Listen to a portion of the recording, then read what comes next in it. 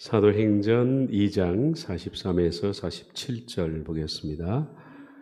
사람마다 두려워하는데 사도들로 말미암아 기사와 표적이 많이 나타나니 믿는 사람이 다 함께 있어 모든 물건을 서로 통용하고 또 재산과 소유를 팔아 각 사람의 필요를 따라 나눠주며 날마다 마음을 같이하여 성전에 모이기를 힘쓰고 집에서 떡을 떼며 기쁨과 순전한 마음으로 음식을 먹고 하나님을 찬미하며 또 온 백성에게 칭송을 받으니 주께서 구원받은 사람을 날마다 더하게 하시니라. 아멘.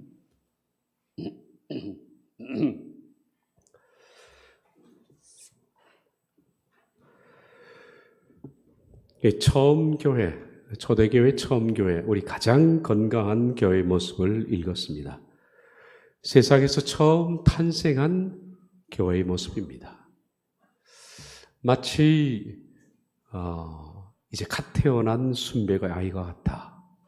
참 순수하고 깨끗한 그런 피부를 가진 어린아이 같아라는 느낌이 듭니다. 이 탄생된 모습을 우리가 이 시대에 재현해낼 수 있을까? 거의 불가능에 가깝겠죠. 장차 우리가 하나님의 나라에 들어가면 이런 모습이 재현될 겁니다. 그래서 천국의 이상적인 모델. 우린 똑같이 이 교회를 흉내낼 수는 없어도 이렇게 닮아가는 것이 참 중요할 것이다 라는 생각이 듭니다. 그리고 특별히 시간을 거슬러서 이 처음 교회의 모습을 우리가 관찰하는 것만 해도 우리에게는 충분히 행복한 일이다 라고 생각이 듭니다. 이 처음 교회는 이렇게 시작합니다. 사람마다 두려워하는데 라고 말합니다. 직역하면 모든 혼들에게 두려움이 임하고 있었다. 그래서 혼들 그러면 그냥 살아있는 생명체라고 생각하면 됩니다. 모든 생명체에게 두려움, 이 퍼버스라는 단어를 제가 설명하겠습니다. 두려움이 임하고 있었다. 그럼 여기서 사람은 누구를 말할까? 대조적으로 쓰이고 있죠. 43절과 44절을 보면 사람마다 두려워하는데, 원래 원문 성경에는 모든이라는 게 있습니다. 파세가 모든이라는 뜻인데 KJV 성경도 그렇게 번역하고 있죠. every라고 나와 있지 않습니까? 모든 푸스케, 파세 푸스케. 그러니까 모든 혼들입니다. 네, 한글 성경에는 번역이 안 돼 있죠. 그래서 모든 사람마다 두려워하는데 사도들로 말미암아 기사와 표적이 많이 나타나니 믿는 사람이 다 함께 있어. 그래서 믿는 사람과 여기 사람은 구별시켰습니다. 따라서 여기 모든 사람이라는 것은 믿지 않는 사람들입니다. 그 믿지 않는 사람들에게 뭐가 임했다고요? 두려움이 임했다. 그렇게 말합니다. 초대교회는 교회 밖에 있는 사람들, 믿지 않는 사람들에게 두려움, 퍼버스, 이 두려움이 임했습니다. 성경이 선포하는 퍼버스는 하나님을 경외할 때 생기는 두려움입니다. 그냥 어떤 일이 공포스럽거나 사탄이 주는 두려움과는 다릅니다. 그 프리소라는 단어가 있습니다. 그런데 퍼버스는 내가 하나님을 경외할 때, 그러니까 너무 위대하신 분 앞에 내 존재를 깨닫고 느끼는 두려움. 그래서 이걸 경외라고 번역하면 좋겠죠. 그래서 영어 성경에도 그렇게 번역합니다. 경외심. 그리고 이 두려움이 있어야만 또 구원이 임합니다. 부정적인 두려움이 아니라 긍정적인 두려움이 임해야만 구원이 임합니다. 구원 세미나 하면서 제가 설명했던 부분을 잠깐 보겠습니다. 아주 오래된 세미나인데요. 빌립보서 2장 12절에 우리 교회의 모토가 되는 말씀입니다. 두렵고 떨림으로 너희 구원을 이루라. 이때 쓰인 단어가 포버스입니다. 포브, 메타는 함께라는 뜻이고 포버, 드로무. 그래서 포버스는 안쪽으로 내적인 떨림이고 트로무는 외적인 떨림이다. 제가 그렇게 설명했습니다. 존재론적으로 떠는 겁니다. 그리고 트로무는 그 떨림 때문에 어떤 일을 선택할 때 그 떨림을 가지고 선택하는 거죠. 그 떨림을 가지고 살아가는 겁니다. 그래서 외적 떨림이다 그렇게 표현했습니다. 이걸 가지고 구원을 성취해내라 그렇게 말합니다. 여기서 purpose, 이 포베오 동사인데요. 포베오와 프리소라는 단어는 다릅니다. purpose는 그냥 경외라고 번역할 수 있지만은 프리소는 부정적인 겁니다. 너무 어떤 일이 겁이 나서 떠는 거. 오늘 아침 이스라엘 백성들이 홍해 앞에서 두려워서 떠는 거. 이게 긍정적인 떨림이 아니고 부정적인 떨림이에요. 두려웠어. 상대가 두려웠어. 죽을까 봐. 그리고 사탄이 주는 두려움. 이게 프리소입니다. 그래서 프리소가 쓰인 단어 야고보서 2장 19절에 귀신들로 믿고 떠느니라. 이 떠움은 결국 파멸로 가는 것이다. 포버스라는 두려움은 구원으로 가는 것이고, 그리고 이 부정적인 떨림, 두려워서 떠는 프리소는 멸망으로 가는 겁니다. 귀신들도 하나님을 경외했던 것이 아닙니다. 두려웠어. 두려움의 대상으로 떠는 겁니다. 이 단어에 대해서 이렇게 설명을 했죠. 제가 퍼버스라는 이 단어는 고린도후서 7장 11절 보라 하나님의 뜻대로 하게 되니 근심이 너희를 얼마나 간절하게 하며 얼마나 변정하게 하며 얼마나 분하게 하며 얼마나 두렵게 하며 얼마나 사모하게 하며 얼마나 열심히 있게 하며 얼마나 벌하게 하였는가. 너희가 그 일에 대하여 일체 너희 자신의 깨끗함을 나타내었느니라. 이런 두려움은 우리로 하여금 하나님을 간절하게 한다. 그리고 변증하게 하고 분하게 하고 두렵게 하고 사모하게 하고 열심히 있게 만들고 나를 벌하고 나를 깨끗하게 하는 이런 두려움이 없이는 구원을 이룰 수 없습니다. 이 두려움, 존재론적인 덤, 이것으로 무엇을 이루어낸다? 너희의 구원을 이루어내라, 성취해내라 그렇게 말합니다. 반드시 구원을 성취하는 사람들 속에는 이런 내적인 떨림이 있다. 그런데 멸망으로 가는 프리소, 나사렛 예수여 우리가 당신과 무슨 상관이 있나이까? 우리를 멸하러 왔나이까? 나는 당신이 누구인 줄 아노니 하나님의 거룩한 자니이다. 이런 떨면 멸망으로 간다. 그래서 포베오는 구원의 과정이라고 그랬죠. 몸과 영혼을 능히 지옥에 멸하시는 자를 두려워하라. 구원의 과정입니다. 고린도전서 9장 27절 사도 바울은 이런 떨림 때문에 자기 몸을 복종시킨다. 쳐서 복종시킨다. 왜냐하면 내가 남에게 하나님 말씀을 전파할까 봐 전파한 뒤에 내가 버림을 당할까 봐 두려워하는 겁니다. 구원받지 못하고 전도자가 될 수 있거든요. 설교자가 지옥 갈 수 있지 않습니까? 그래서 남에게 복음을 전한 뒤에 자기 자신이 복음에 합당한 사람이 되기 위해서 자기를 쳐서 복종시킨다. 쳐서 복종, 치다라는 휘퍼피아조라는 단어는 제가 이렇게 했습니다. 눈 밑을 때리다. 포르리스트는 격투기라는 뜻이에요. 격투기 선수들이 눈 아래를 가격하는 것처럼 눈을 때리면 눈이 퉁퉁 부어서 상대가 안 보이겠죠. 사도 바울이 진짜 자기 눈을 때렸다는 것이 아니라 자기 어떤 마음을 쳤겠죠. 그렇게 해서 눈이 안 보이면 어떻게 됩니까? 패배하지 않아요. 내 육체를 친 거예요, 바울이. 내 육체가 세상에 반응하지 않도록 격투기 선수가 눈 밑을 때리는 것처럼 자기를 쳐서 복종시켜서 육체가 반응하지 않는 사람으로 만들었다. 왜? 구원을 이루기 위해서 바울이 그렇게 했다. 또 하나님이 누구에게 맹세하사 그의 안식에 들어오지 못하게 하셨느냐? 곧 순종하지 아니하던 자들에게 아니냐? 이러보건대 그들이 믿지 아니함으로 능히 들어가지 못한 것이라. 그러므로 우린 두려워할지니 우린 이 포베오가 있어야 됩니다. 두려워해야 돼요.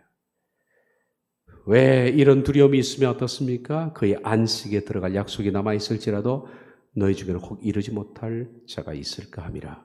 안식에 대한 약속은 가지고 있는데 이루지 못하면 얼마나 안타깝습니까? 이루지 못한다라는 히스피테리케나이라는 단어는 뭔가 낙오된다, 뭔가 좀 래킹, 결핍된다, 뭔가 좀 짧다, 그리고 뭔가 좀 더 필요한데 필요를 충족하지 못한 상태 이겁니다.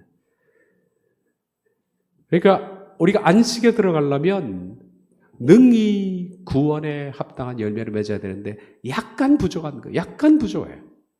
좀 뭔가 결핍되어 있는 거예요. 이런 교인들이 참 많습니다. 참 많아요. 그러면 어떻게 해요? 안식에 들어가지 못한다. 안식에 들어가기 위해서는, 우리가 하나님의 나라에 들어가기 위해서는 이 두려움이 필수입니다. 여러분, 필수. 여러분 두려워하십니까? 삶 속에 이런 두려움이 있는가? 아까 메타, 포브, 카이, 트로모 번역은 영어로 하자면 fear and tremble인데, 포버스는 내 존재가 떨은 거, 그리고 이 존재가 떨리는 사람들은 매사 말할 때도 두려워서 말을 선택합니다. 가려하는 거죠. 이게 뭡니까? 두렵고 떨림할 때 떨림이거든요. 속이 떨리기 때문에 하나님 앞에서 항상 안식에 들어가지 못한다는 그 두려움이 있기 때문에 이 두려움 가지고 어떤 뭐를 사거나 선택하더라도 떤다 이거예요. 사람 관계에서 떨고, 이런 떨림이 없이는 결코 구원을 이루어내지 못한다. 그런데 사람 모든 사람에게 이런 퍼버스가 임한 겁니다. 누가 주신 겁니까? 하나님이 주신 겁니다. 초대교회는 교회 안보다 교회 밖에 이런 하나님을 경외하는 두려움들이 가득했습니다. 왜? 하나님께서 지금 불신자들에게 뭘 주십니까? 기회를 주시는 거거든요, 이게. 초대교회는.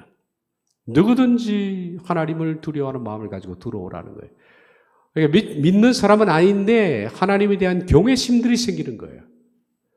저분들을 보니까, 믿는 사람을 보니까 정말 저분들이 어떻게 해서 저렇게 하나님 앞에 서는가, 이런 모습을 보면서 그들도 같은 경외심을 갖는 거예요. 이런 경외심을 갖고 하나님은 그들에게 교회 안으로 들어올 수 있는 기회를 제공하시는 겁니다. 이런 것들이 하나님이 오늘 사람들을 부르시는 방편이겠죠. 이게 하나님의 전도 아니겠습니까? 하나님께서 모든 사람들에게 공평한 기회를 몇 번 주십니다. 처음 교회, 초대교회는 이런 기회들이 주어졌습니다. 우리들은 가장 건강한 교회의 모습들을 좀 보겠습니다. 이 누가가 소개하는 가장 건강한 모습, 이 네 가지 특징을 가지고 있습니다. 첫째는 사도들의 가르침이 있고, 두 번째는 교제가 있고, 세 번째는 떡을 땜이 있고, 그리고 기도가 있는, 간략하게 이 네 가지가 가장 건강한 교회의 상이었다라는 겁니다. 먼저 사도들의 가르침을 보겠습니다. 그들이 사도들의 가르침을 받아라고 되어 있습니다. 이 사도는 논문에 복수로 나와 있습니다. 그러니까 그들이 사도들의 이렇게 번역이 돼야 됩니다. 근데 어떻게 단복수에 대해서 너무 중요한 문제인데 이걸 중요하게 않게 다루는 것 같습니다. 사도들의, 그리고 가르침은 또 단수입니다. 복수가 아니라. 그렇다면 무슨 얘기입니까? 모든 사도들이 하나를 가르쳤다는 겁니다. 가르침이 단수니까. 지금 12명의 사도들이 다른 이것저것을 가르친 것이 아니라 그들의 가르침 딱 하나를 가르쳤다. 뭘까요? 복음이었습니다. 그들은 똑같은 얘기를 합니다. 이 복음은 아마 구체적으로 베드로의 설교에서 우리가 지난번에 봤던 그 설교의 내용일 것이라고 생각됩니다. 핵심은 뭡니까? 예수님 메시아이시다라는 거예요. 베드로의 설교였지요? 앞에 나와 있던 예수님 메시아시다. 그리고 내용을 보면 첫째 메시아의 고난, 그리고 부활, 다윗의 증거, 하나님의 증거인데 이 네 가지를 사도들이 12명이 똑같이 가르쳤다 이렇게 되는 겁니다. 그러니까 사도들의 가르침입니다. 예수님은 구약 성경에서 예언된 바로 그 메시아다라는 거예요. 구약 성경이 예언한 바로 메시아다. 그리고 그분의 탄생부터 그분의 사역, 그분의 고난당하신 것, 그리고 부활하시고 승천하신 것, 이런 모든 것들이 구약 성경에 다 예언되어 있던 것들이며 그 예언의 실체, 그 끄집어내서 구약 성경에 여기저기에서 메시아는 이래야 한다 라는 예언들을 끄집어내면서 예수님의 사역과 죽으심과 부활과 승천에 연관시키는 메시지. 그게 사도 베드로의 메시지였는데 초대 교회의 12사도들이 가르친 메시지의 핵심은 이것이었다라는 거예요. 이것이었다. 우리가 지난 시간에 한 4-5시간 동안에 베드로의 메시지를 봤습니다. 그리고 우리가 깜짝 놀란 게 있었습니다. 그것은 어떻게 베드로가 이런 설교를 하느냐는 겁니다. 평생 갈릴리 호수에서 물고기만 잡던, 어떻게 표현하자면 무식한 어부인데, 무식하다는 것이 성경에 무식하다는 건 나름대로 박식한 지식이 있겠죠. 성경에 좀 무식한 사람이었는데, 그저 안식일 날 되면 회당에 가서 랍비들이 전해주는 그런 말씀을 듣고 워낙 피곤하니까 졸기도 하고 그렇게 왔다 갔다 했던 베드로입니다. 그리고 베드로가 예수님의 사역 3년 반 동안에 그렇게 또 예수님을 잘 알고 말씀을 잘 알았던 것도 아닙니다. 그래서 종종 말도 안 되는 얘기를 해서 책망도 받고 했던 사람들입니다.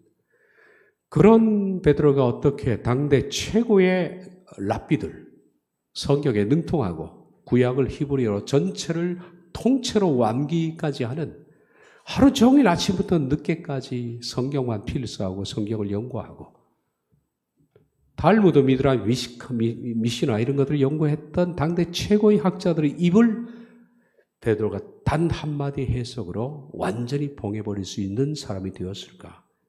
그건 베드로에게 임하신 성령님 때문에 그랬죠. 그런데 여기 12명의 사도가 베드로와 똑같은 얘기를 한다는 겁니다, 지금.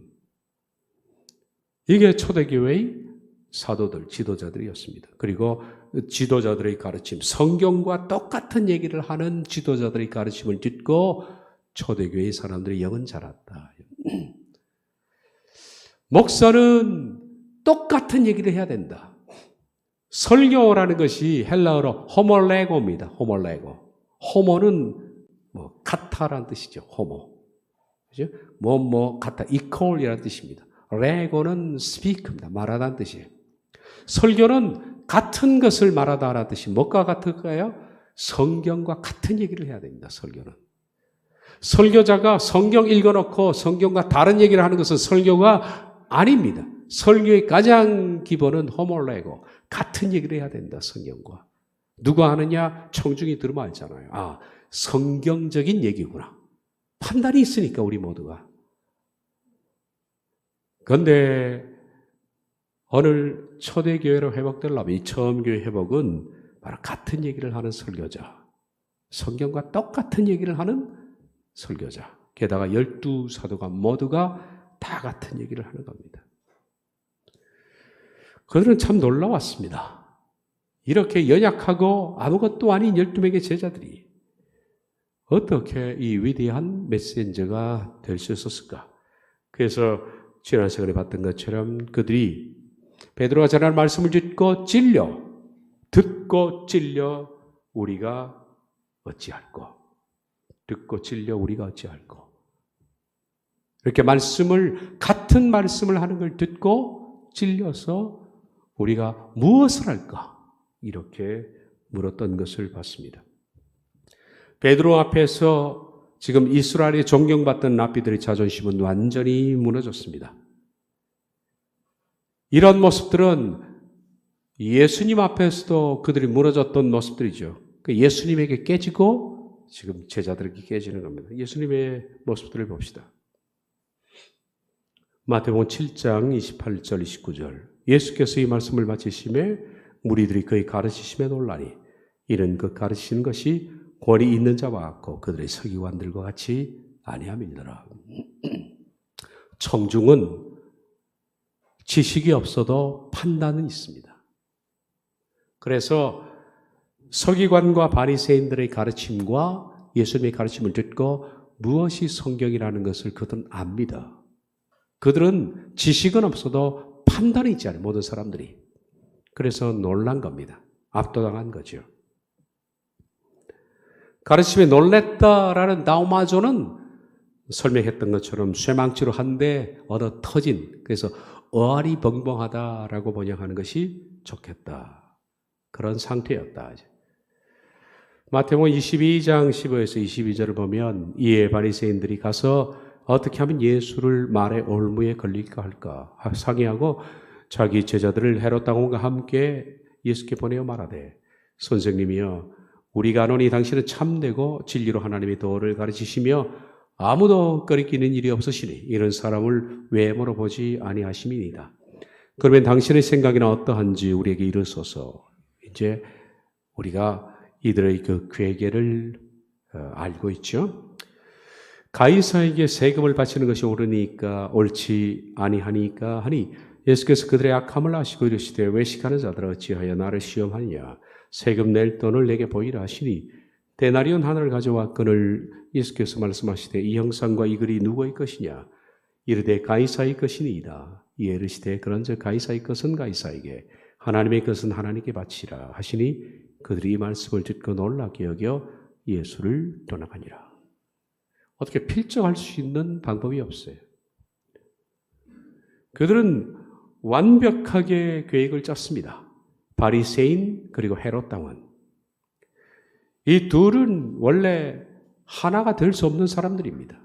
바리새인들은 반노마파예요. 사두개인은 친노마파죠. 헤롯 왕도 반노마파 맞네요. 하나가 될 수 있는 사람들이네요. 바리새인도 반노마파입니다. 그리고 이 헤롯 왕은 이 사람들은 독립운동가인데 이 사람들도 반노마파입니다. 그렇게 해서 이들이 혹시 이 동전이 누구에게 바쳐야 합니까? 라고 했을 때 가이사에게 바쳐라 그랬으면 친노마파로 해서 이 사람 매국노라고 몰아서 죽이려고 했던 겁니다. 만약에 가이사를 무시하고 하나님께 바치라 그랬으면 어떻게 될까요? 이 사람은 로마에 반대하는 것이다. 그래서 법정 고소하면 로마에 반대하는 사람을 붙잡히게 되어 있어요. 그래서 완전히 자기들 생각에는 올무를 딱 걸어놓고 들어갔는데 예수님께서는 가이사의 것은 가이사에게, 하나님의 것은 하나님에게. 이 동전을 보며 네 마음에 달렸다는 겁니다. 이 동전이 하나님에게 드릴 물질이다. 그러면 하나님께 드리라. 가이사에게 바쳐야겠다 하면 가이사에게 드리라. 필적할 수가 없죠. 하나만 더 보겠습니다. 마태복음 22장 23에서 33절. 부활이 없다 하는 사두개인들이 그날 예수께 와서 물어 이르되 선생님이여 모세가 일렀을 때 이 부활이 없다. 사두개인들은 부활을 안 믿었습니다. 영혼의 존재를 안 믿고 부활을 안 믿고. 그리고 제사장 계열이었습니다. 바리새인들은 부활과 영혼의 존재 다 믿었습니다. 천사의 존재 다 믿었어요. 근데 사두개인들은 당대 친노마파거든요. 그래서 사두개인들은 성경에 부활은 없다 믿기 때문에 예수님께 와서 물었습니다. 선생님이여 모세가 일렀을 때 사람이 만일 자식이 없어 죽으면 그 동생이 그 아내에게 장가들어 형을 위하여 상속자를 세울지니라 하였나이다. 우리 중에 7형제가 있는데 마지가 장가들었다가 죽어 상속자가 없으므로 그 아내를 그 동생에게 물려주고 그 둘째와 셋째로 7째까지 그렇게 하다가 최후에 그 여자도 죽었나이다. 그런즉 그들이 다 그를 취하였으니 부활 때 7 중에 누구의 아내가 되리이까? 이스라엘에는 계대 결혼인 것이 있죠. 계대 결혼. 그래서 만약에 형이 자식이 없어서 죽으면 그 형수는 그 밑에 있는 동생에게 자식을 낳아줄 의무가 있습니다. 이걸 계대 결혼이라고 부르죠. 그들은 스토리를 만든 겁니다. 7형제가 있었는데 형이 죽고 둘째도 사이에서 애가 태어나지 않고 셋째, 그렇게 해서 7까지 갔다.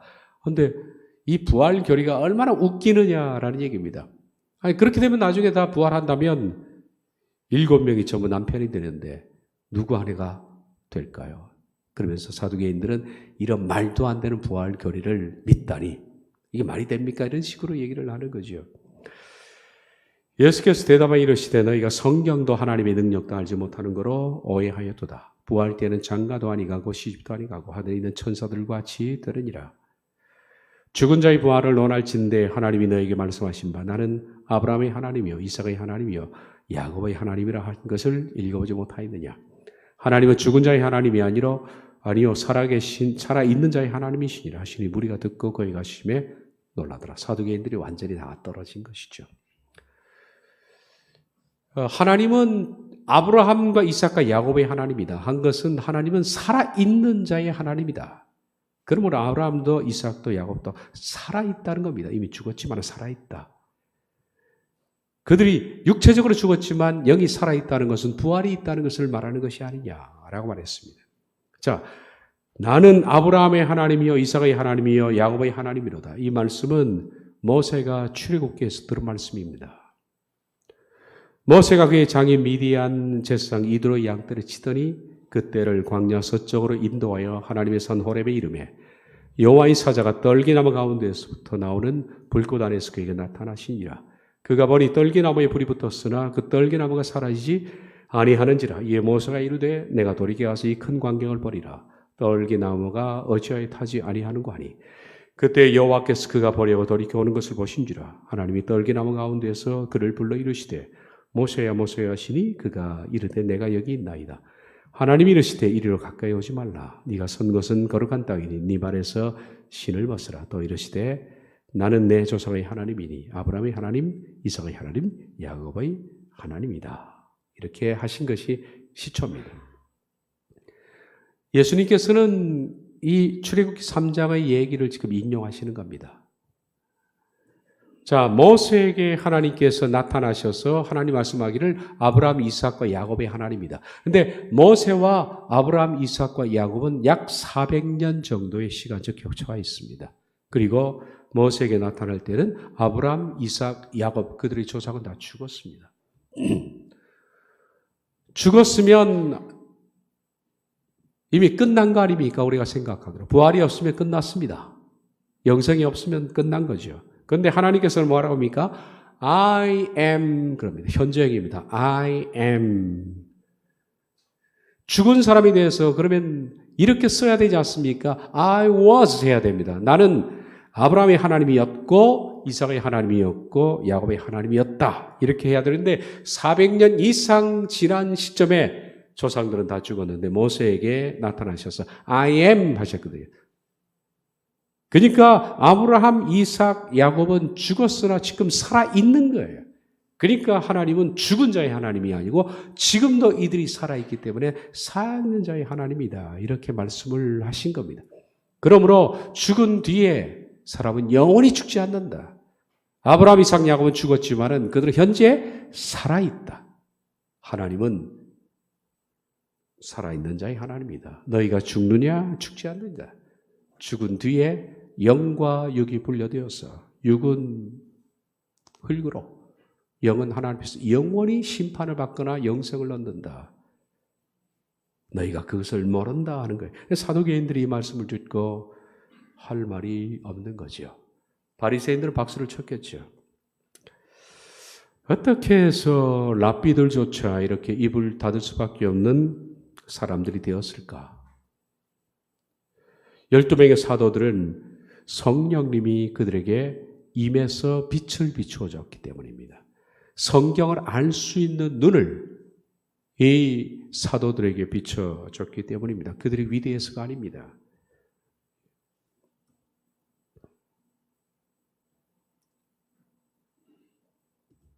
야고보 14장 26절 보혜사 곧 아버지께서 내 이름으로 보내실 성령 그가 너에게 모든 것을 가르치고 성령님이 그들 속에 있는 거예요. 그래서 너희라고 그러면 지금 예수님께서 이게 야고보 14장은 13장부터 16장이 다락방 설교 아닙니까? 예수님 마지막 설교하시고 그리고 잡히셨거든요. 그래서 여기서 말하는 너희는 지금 다락방에 앉아있는 11명, 가룟 유다는 이미 나갔고 13장에서 가룟 유다는 나갔죠. 그래서 11명 제자에게 너희라고 부르시면서 말씀했습니다. 너희에게 성령이 오신 모든 것을 가르칠 것이다. 약속대로 성령님이 오셔서 지금 무식한 나중에 12명이 됐습니다. 12명의 제자들에게 성령님이 일러주신 겁니다. 성경을. 그리고 예수님이 하신 것을 생각나게 하셨다. 요한복음 16장 13에서 14 진리의 성령이 오시면 그가 너희를 모든 진리 가운데로 인도하시리니 그가 스스로 말하지 않고 오직 들은 것을 말하며 장래 일을 너에게 알리시리라. 그가 내 영광을 나타내리니 내 것을 가지고 너에게 알리시겠습니다. 그래서 성령님이 제자들을 감동시키셔서 무지한 제자들이지만 성경을 밝히 볼 수 있는 눈을 떴다라는 거예요. 초대교회의 가장 핵심은 뭐냐? 메신저들, 하나님 말씀을 전하는 자들이 성령님의 인도를 받아 눈을 떠서 설교한 겁니다. 우리가 초대교회로 돌아가는, 이 처음 교회로 돌아가는 가장 원천적인 것은 물론 설교자에게 첫 번째 책임이 있습니다. 설교자가 호모레고를 해야 됩니다. 성경과 같은 것을 말해야 되는데 성경을 제쳐놓고 자기 얘기를 하는 겁니다. 호모레고가 아닌 거죠. 에고레고입니다. 내 얘기를 하는 거예요. 그러다 보니까 오늘 설교가 아니라 자기의 사상, 자기의 생각, 자기의 철학, 자기의 바램을 주입하는 설교가 돼서 처음 교회 형태가 무너져버린 것이 아닌가라고 생각합니다. 이 점에 있어서 설교자는 큰 심판이 있습니다. 야고보서에 말한 것처럼 너희가 많이 선생되지 마라. 선생된 자가 더 큰 심판을 받으리라 한 것처럼 선생된 자는 호몰레고 할 수 있도록 성령님의 가이드를 받지 않으면 안 된다라는 겁니다. 그것은 설교자에게 달려있는 문제죠. 성령님께서 제자들을 감동시키셔서 구약을 보게 하시고 눈을 뜨게 하시고 그렇게 했습니다. 그런데 정말 성령님이 그렇게 하셨다는 증거가 있습니다. 뭐냐면 성령님이 한 사람 속에 눈을 뜨게 하실 때는요. 결코 계시의 처음부터 끝까지 완전한 것을 알 수 있도록 하지는 않습니다. 그럴 필요도 없고 또 그렇게 하지도 않습니다. 왜냐하면 사람은 사람이기 때문에 처음부터 끝까지 완전한 것을 알면 설교자나 선지자나 그리고 이런 사람들이 교만해서 넘어지게 되어 있습니다. 그래서 하나님은 항상 구약의 선자들에게 부분적으로만 말씀하셨습니다. 히브리서에도 그렇게 말씀하지 않습니까? 부분적으로 말씀하셨다. 옛적에 하나님의 선지자들께서 부분적으로 말씀하셨다. 이처럼 구약 선지자들은 하나님께 눈을 떠서 받은 말씀이 언제 어느 때를 지시하는지 그들은 잘 몰랐습니다. 그리고 이 말씀이 어떻게 성취되는지 잘 몰랐어요. 그들은 한 부분만 봤기 때문입니다. 하나님은 구약의 어떤 선지자에게 완전한 계시를 허락한 적이 없습니다. 그래서 하나님의 말씀을 전하는 선지자나 오늘의 목회자도 마찬가지로 완전한 것을 아는 것은 아닙니다. 성령님의 조명을 받아도 부분적으로 아는 겁니다. 부분적으로 알 수밖에 없습니다. 그래야만 인간은 완전합니다. 인간은 부족한 것이 완전한 거지 완전한 것은 인간은 부족한 겁니다. 부족한 인간이에요. 완벽주의자는 항상 문제를 야기시킵니다. 인간은 결핍되어 있을 때 완전한 겁니다. 그래서 나는 왜 이렇게 부족해? 부족해야 인간입니다. 제자들도 마찬가지입니다.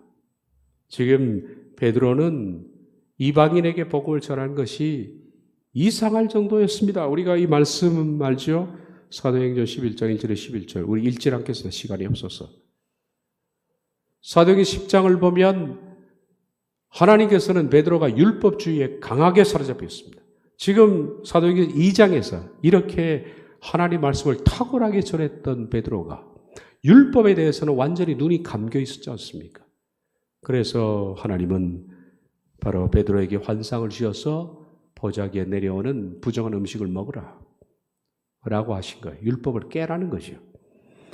이처럼 완전한 것을 하나님은 알게 하신 것이 아니다라는 겁니다. 그것이 특징입니다. 오늘날의 초대교회의 회복 그리고 교회의 회복은 설교자에게 첫 번째 달려 있습니다. 메신저가 눈을 떠야 합니다.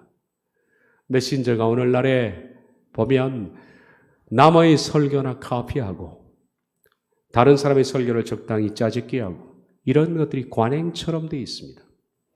대교회 목사들은 주일날 설교할 것을 만드는 설교 뱅크가 있습니다. 거기서 부목사들 몇이 모여서 여기저기서 편집해오고 그리고 짜집게 하고 예화만 만들어가지고 설교문을 만들어서 올리면 그것 가지고 10분 전에 한번 읽고 올라간다 그럽니다. 이게 무슨 망조입니까 이게? 이게 참 안타까운 일입니다.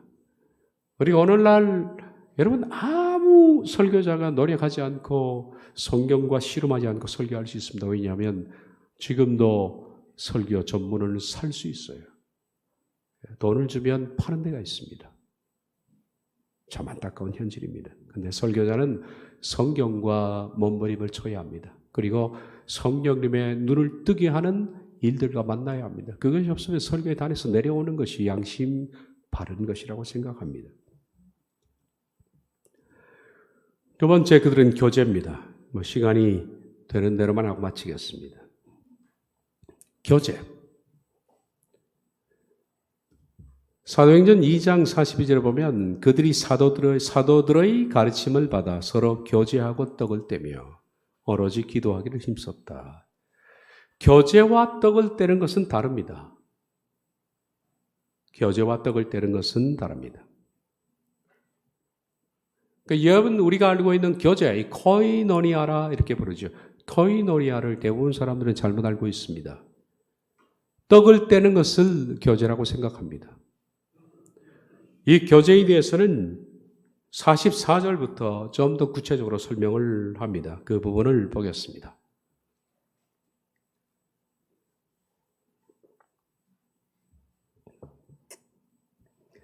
첫 번째 교제입니다. 믿는 사람이 다 함께 있어 모든 물건을 서로 통용하고 또 재산과 소유를 팔아 각 사람의 필요를 따라 나눠주며 날마다 마음을 같이하여 성전에 모이기를 힘쓰고 이까지가 교제를 말합니다. 그리고 떡을 떼는 것, 오늘날의 친교죠. 교제는 친교가 아닙니다, 여러분. 친교는 떡을 떼는 겁니다. 집에서 떡을 떼며 순전한 기쁨과 순전한 마음으로 음식을 먹었다. 이게 친교에 해당하는 겁니다. 오늘 많은 사람들이 코이노니아라는 이 단어를 친교의 개념으로 씁니다.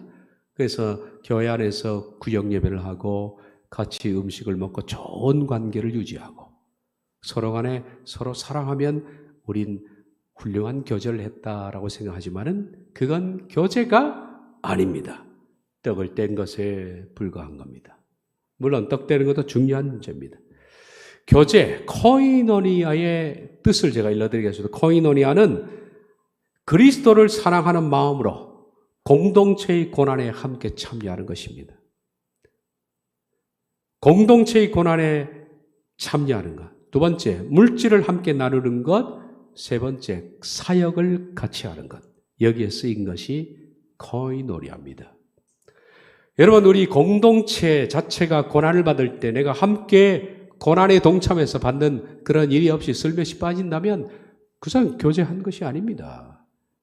그리고 내 가진 물질을 함께 나누는 것, 또 그리스도의 복음 전파의 사역에 내가 동참해서 함께하는 것, 이걸 가르쳐서 교제라 그렇게 부른다는 겁니다. 자, 교제가 어떻게 쓰였는지 성경을 한번 제가 찾아드리겠습니다.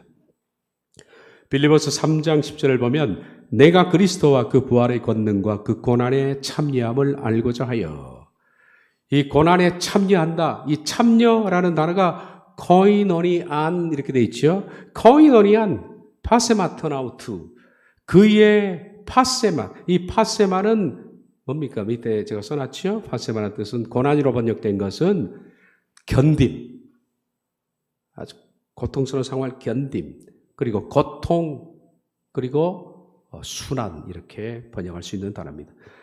그리스도의 당하신 고난의 고통, 이 고통을 내가 함께 그리스도 때문에 이 공동체와 고난, 고통을 같이 겪는 걸 말합니다. 이것이 그 고난에 참여하는 것, 코이노니아라 부릅니다. 코이노니아는 공동체의 고난에 함께 동참하는 것을 말합니다. 이때 쓰이는 단어죠. 자, 베드로전서 4장 12에 13을 보면 사랑하는 자들아 너희를 연단하려고 오는 불시험을 이상한 일 나가는 같이 여기지 말고 오히려 너희가 그리스도의 고난에 참여하는 것으로 마찬가지로 코이노니아로 씁니다. 그리스도의 고난에 참여한다라고 되어 있죠. 그러니까 앞으로 그리스도의 고난을 우리가 당할 때 이런 일들이 닥치면 공동체 내버려 두고 슬쩍 빠지는 것은 교제를 거부하는 것이나 같아. 갈라디아서 2장 9절 또 기둥같이 여기는 야고보와 게바와 요한도 내게 주신 은혜를 알므로 내게 나와 바나바에게 친교의 약속을 하였으니 이 친교라는 단어가 코이노니아입니다. 친교의 약수. 왜 친교의 약수? 코이노니아, 교제의 약수인데 교제의 약수를 했다는 건 뭡니까?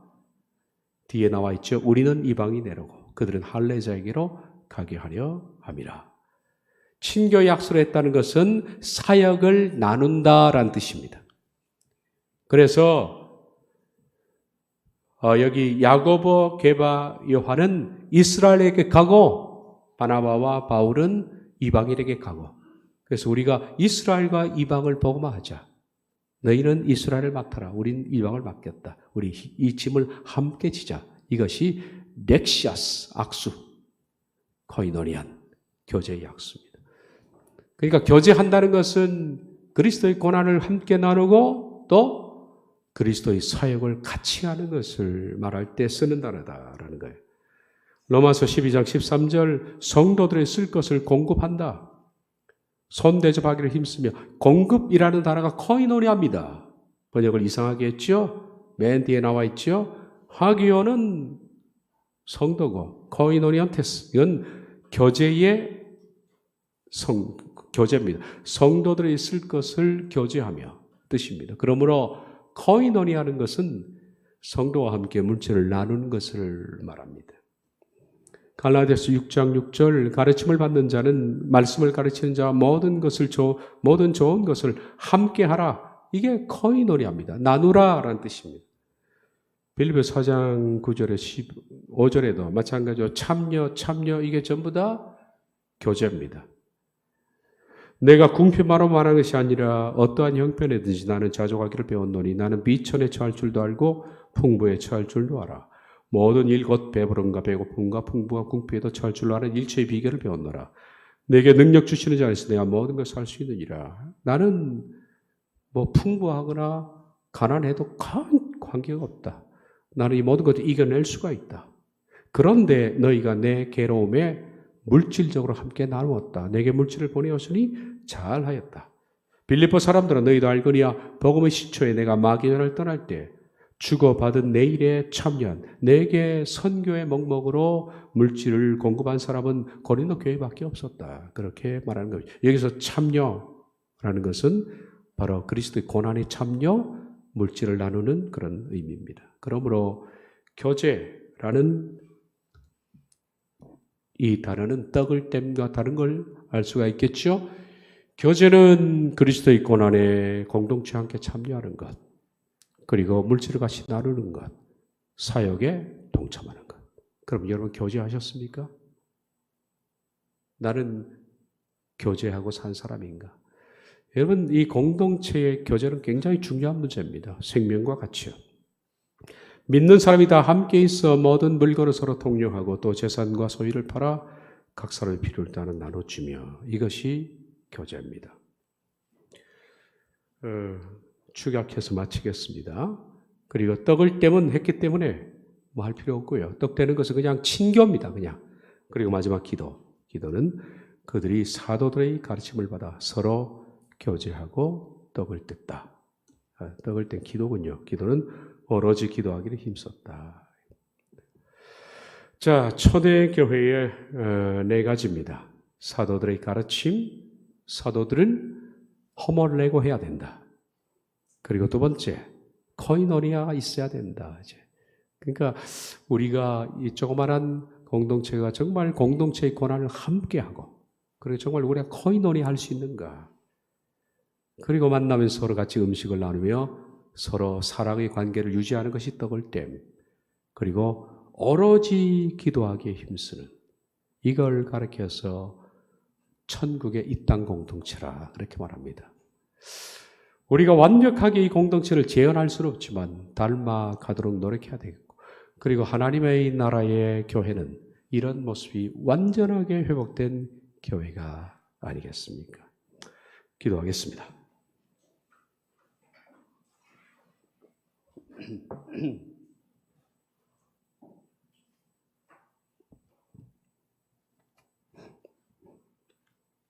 자비하신 하나님, 우리의 교회는 연약합니다. 문제점들이 많습니다. 그러나 천국을 향하여 일심으로 달려가기를 원하기 때문에 저희들은 달라야 됩니다. 이 공동체가 우리 속에서 만들어지는 것을 봐야 합니다. 그래서 그 옛날 처음 교회처럼 우리도 조금씩 회복되어 나가는 하늘사랑 교회가 되게 해주옵소서. 예수님의 이름으로 기도하옵나이다. 아멘.